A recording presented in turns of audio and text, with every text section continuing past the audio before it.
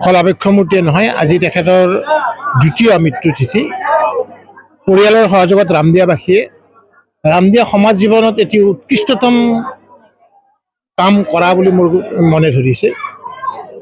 সমাজ জীৱনত যিসকল ব্যক্তি সমাজ নিৰ্মাণ, সমাজ গঠন বা সমাজৰ সমন্বয়ৰ কাৰণে যিসকল ব্যক্তিয়ে কাম কৰে, সেই ব্যক্তিসকলে আচলতে সমাজত সদায় পূজিত হোৱাটো, সন্মানিত হোৱাটো আমি বিচাৰোঁ। এটা সুন্দৰ পৰম্পৰা ৰামদিয়াত আজি জন্ম ল'লে। আশা কৰিম যে ৰামদিয়াৰ এই সুন্দৰ পৰম্পৰাৰ নিদৰ্শনে অন্য সমাজকো আকৰ্ষিত কৰিব আৰু প্ৰতিখন সমাজত সমাজ জীৱনৰ লগত জড়িত ব্যক্তিসকলক এই ধৰণে আবক্ষ মূৰ্তিৰে চিৰকালৰ বাবে সংৰক্ষণ কৰা আৰু তেখেতসকলক অমৰ কৰাৰ প্ৰচেষ্টা হাতত ল'ব। সমাজ জীৱনতে এই ধৰণৰ যিবিলাক সুন্দৰ পৰম্পৰা, যিবিলাক যিমানেই গভীৰ হ'ব, সিমানেই সমাজ জীৱনৰ সামূহিক জীৱনো সমৃদ্ধ হয়। এই কথাটো এইখন সমাজে বুজি পাইছে, এই কথাটো মোৰ ভাল লাগিছে। আজি কিছুদিনৰ পৰা দেখিছোঁ যে ৰামদিয়াই বিভিন্ন ধৰণৰ ভাৱনাক দূৰ কৰি একত্ৰিত হোৱাৰ এটা প্ৰয়াস বা এটা প্ৰচেষ্টা বা এটা চেষ্টা কৰিছে আৰু সেই চেষ্টা আৰু প্ৰয়াসৰ মূলতে ডক্টৰ নৃপেন দাসৰ বহুত অৰিহণা আছে, এই কথাটো মই অনুমান কৰিছোঁ।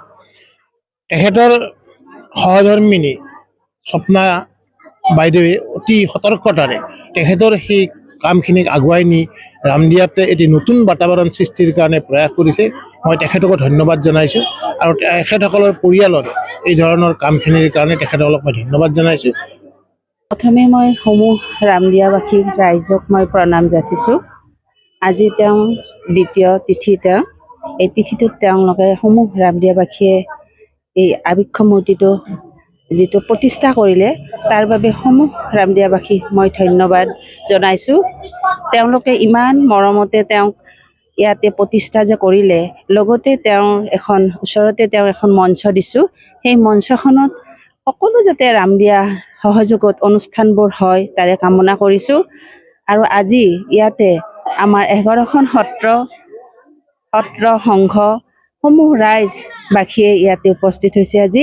সেয়েহে মই সমূহ ভকত বৈষ্ণৱসকলক মই ধন্যবাদ জ্ঞাপন কৰিছোঁ আৰু তেওঁলোকক মই শ্ৰীচৰণত সেৱা জনাইছোঁ।